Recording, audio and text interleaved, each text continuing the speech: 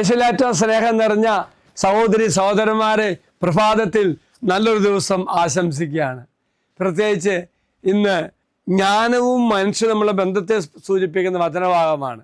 സുഭാഷിതങ്ങളുടെ പുസ്തകം 8-ാം അധ്യായം 17-ാം വാക്യം. അവിടെ പറയുന്ന ഇപ്രകാരമാണ് വചനം: എന്നെ സ്നേഹിക്കുന്നവരെ ഞാനും സ്നേഹിക്കുന്നു, ജാഗരൂകതയോടെ അന്വേഷിക്കൻ എന്നെ കണ്ടെത്തും. ഇവിടെ ജ്ഞാനവും വ്യക്തിയും തമ്മിലുള്ള ബന്ധമാണെങ്കിൽ നമ്മളെ ജ്ഞാനമെന്ന് അതിന് പകരമായിട്ട് യേശുവുമായിട്ട് നമ്മളൊന്ന് കമ്പയർ ചെയ്യണം. അപ്പോൾ യേശുവിനെ ഞാൻ സ്നേഹിക്കുമ്പോൾ യേശു എന്നെ സ്നേഹിക്കും. തീക്ഷണമായിട്ട് ഞാൻ യേശുവിനെ അന്വേഷിക്കുമ്പോൾ യേശു എനിക്ക് കണ്ടെത്തുന്ന തരത്തിൽ എന്നെ കർത്താവ് ശക്തിപ്പെടുത്തും. അപ്പം ഈ കാര്യമാണ് പറയുന്നത്. ഈ വചനഭാഗത്ത് ജ്ഞാനം ഒരു സ്ത്രീ രൂപമായി വ്യക്തിവൽക്കരിക്കപ്പെടുന്നുണ്ട്. ജ്ഞാനത്തെ പിന്തുടർന്നവരും തമ്മിലുള്ള പരസ്പര ബന്ധത്തെ ഇവിടെ സൂചിപ്പിക്കുന്നുണ്ട്. ജ്ഞാനം തൻ്റെ അറിവും മാർഗനിർദ്ദേശവും തേടുന്നവരെ സജീവമായി അവർക്ക് പ്രതിഫലം നൽകുമെന്നും ജ്ഞാനം കണ്ടെത്തുവാൻ സാധിക്കുമെന്ന് പറയുകയാണത്. എങ്കിൽ പ്രിയമുള്ളവരെ, ഒന്നാമത് പറയുന്നത് എന്നെ സ്നേഹിക്കുന്നവരെ ഞാനും സ്നേഹിക്കുന്നു. ഒരു വ്യക്തിത്വ രൂപമെന്ന നിലയിൽ ജ്ഞാനം തൻ്റെ പഠിപ്പിക്കലുകളെ വിലമതിക്കുകയും അന്വേഷിക്കുകയും ചെയ്തുകൊണ്ട് തൻ്റെ സ്നേഹത്തിന് പ്രതിഫലം നൽകുന്നവരോട് പരസ്പരം സ്നേഹിക്കുന്നു, അല്ലെങ്കിൽ സ്നേഹം പ്രകടമാക്കുന്നു. ഈ സ്നേഹം എന്ന് പറയുന്നത് ഒരു നിഷ്ക്രിയമല്ല, അത് ജ്ഞാനത്തിൻ്റെ അനുഗ്രഹത്തിൻ്റെയും മാർഗനിർദ്ദേശങ്ങളുടെയും ഒരു വഴിയാണ്.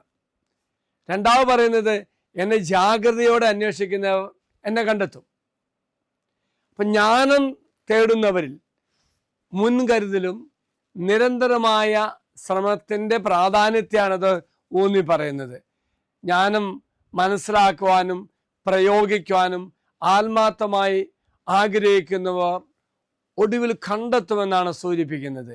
അതാണ് എന്നെ ജാഗ്രതയോടെ അന്വേഷിക്കുക എന്ന വാചകം.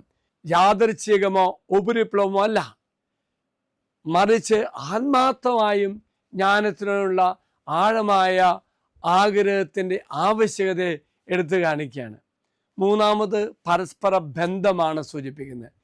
ജ്ഞാനത്തിന് വേണ്ടി സജീവമായി അന്വേഷിക്കുകയും ജ്ഞാനത്തിൻ്റെ പഠിപ്പിക്കലുകളെ വിലമതിക്കുകയും ചെയ്യുന്നവർക്ക് ജ്ഞാനം കിട്ടുമെന്നാണ് പറയുന്നത്.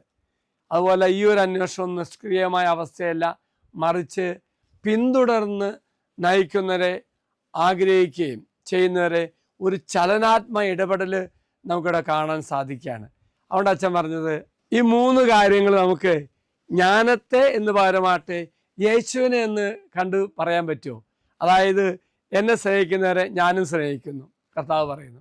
കർത്താവ് സ്നേഹിക്കണം. വീണ്ടും കർത്താവ് പറയുക, എന്നെ ജാഗ്രതയോടുകൂടി അന്വേഷിക്കുന്നവർ എന്നെ കണ്ടെത്തും. അപ്പോൾ തീർച്ചയായിട്ടും നമ്മൾ വില കൊടുത്ത് ജാഗ്രതയോടുകൂടി ദൈവത്തെ അന്വേഷണം കണ്ടെത്തും. വീണ്ടും ഈ കണ്ടെത്തുന്നതിലൂടെ പരസ്പര ബന്ധത്തോടെ ആഴപ്പെടാൻ നമുക്ക് സാധിക്കുകയും ചെയ്യും. എങ്കിൽ പ്രിയമുള്ളവരെ, ഈശോയെ സ്നേഹിക്കുമ്പോൾ ഈശോ എന്നെ ആഴമായി സ്നേഹിക്കും. ഞാൻ ഈശോയെ കണ്ടെത്താൻ ശ്രമിക്കുമ്പോൾ ഈശോയെ കണ്ടെത്തുവാൻ തക്ക തരത്തിൽ ദൈവം എന്നെ സഹായിക്കും. വീണ്ടും ഞാൻ ഈശോയും തമ്മിലുള്ള പരസ്പര ബന്ധത്തിൽ ആഴപ്പെടാൻ നോക്കുമ്പോൾ ആ ഒരു ബന്ധം പുതിയ തലത്തിലേക്ക് ഉയരപ്പെടും. ദൈവം നിങ്ങളെല്ലാവരും അനുഗ്രഹിക്കട്ടെ എന്ന് പ്രാർത്ഥിക്കുന്നു.